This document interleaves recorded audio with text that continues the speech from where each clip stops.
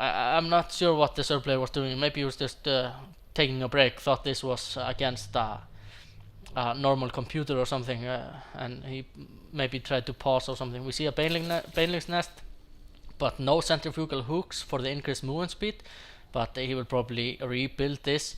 But now comes into play that he had another hatchery, but he did lose a lot from this. Now we see the probe count for the Protoss player is higher than the Zergs, and we see the Templar archives. I did not catch that, but I see a High Templar here, and the High Templar, Ólij is going for the storm play, which he loves to do, and a Forge here probably for some kind of +1 armor or weapons, and he is building a wall here, double gateway.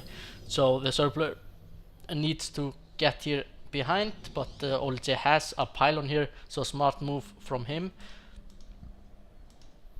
Excuse me.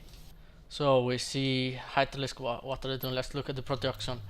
We have now metabolic boost. I think the Serb player actually heard me through the microphone, but I'm not sure if that's even possible, but he did, and he's going for the Nitos network. Where is he going to place the Nitos network? Is this Overlord going to try to place it somewhere here, or is he going to do it somewhere else? We're not sure. He's doing it here, but the Protoss player can actually, has his army at a good location, and he will probably be able to kill this. Yeah, he is able to kill this off.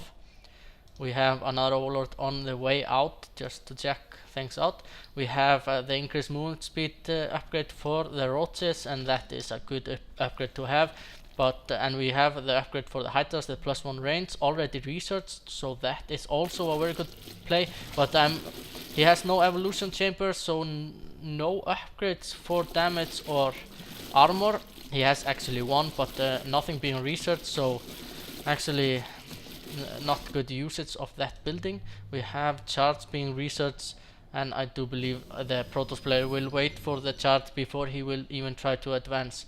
We have our Overseer here trying to just scout probably, and I do believe the Serb player did not know about this Templar archives, but now he does, and he needs to react accordingly.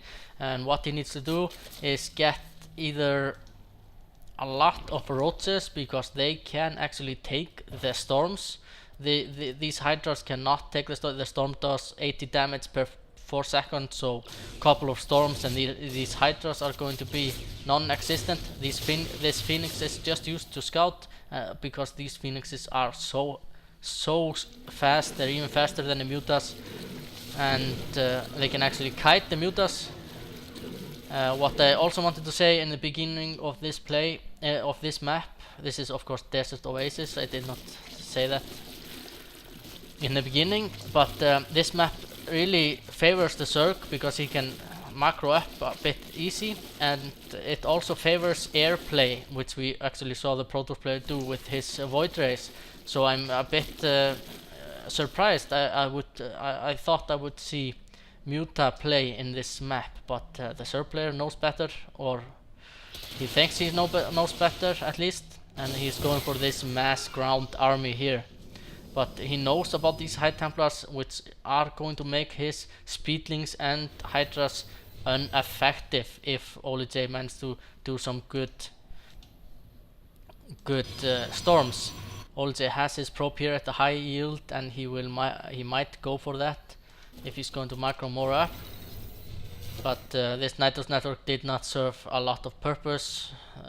The Serb player moved out from the Nitos network, but nothing happened. And let's look at the queens here. They are both at full energy, so what a bad play there for our Serb player. He needs to put creep tumors here, all the way here. He needs to put creep tumors here. He needs to advance his creep towards this high yield and keep macroing. It's not enough for the Serb player to just go for this one extra base. He needs to go for a second base. He needs to go for the third base. He needs to go for a lot more.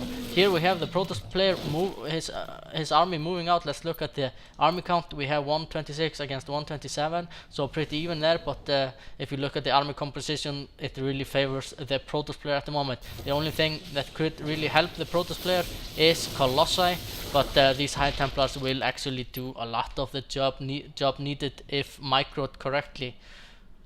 The Serb player is going for this here. second expansion, I do not really agree with this. I really think that this is the best option to go for if the creep is spread down here. Not that hard to defend, and this Selnaga tower will also help keep this high yield here. As you can see, Ólij is scouting that high yield with his Phoenix. But what is going to happen here? Let's look at the APM. It's 103 for the Serb player, 187 for the Protoss player. That 103 did not really show when he lost this hatchery here. I'm still surprised that he lost that to the two Voyagers when he had ample time to defend against that. So let's look at the production. We have armor level 1 for the Protoss, and we have centrifugal hooks, which will allow these banelings to move faster. But let's look at the force field play here. But of course the Protoss wants to fight at a narrow entrance like this because he does not want to get surrounded. Because that is the key to victory for our Serb player, and he has a lot of units. He needs to surround the Protoss player and not allow any. He needs to. What's he doing? He's just running into these storms. What a not a good play for our Serb player.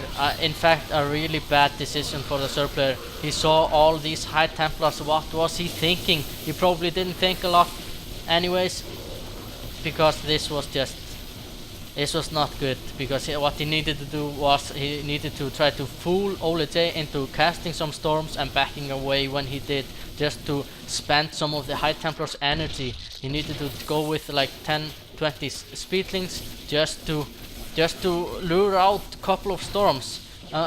He needed to do something in that manner, just strategic maneuvers to drain the energy of the High Templars, but he did not do that. He just rushed in too impatiently, and that was his big mistake. He had a decent amount of army, not the right unit composition, but with a good micro and good game awareness, he could have done a lot better than this. Let's look at the army count for the Protoss player. He still has 107, he had 126, and he lost only like 1/10 of his army. As you can see, let's look at the units lost tab just for fun. Units lost for the Serb player 145, 11,000 in resources, only 3,975 for the Protoss player. So bad play or bad micromanagement for our Serb player. I'm pretty surprised because in the last two games he did play much better than this. Maybe the nerves got him, I'm not sure. But GG, Ólij takes the win and takes the best of 3 matches 2-1.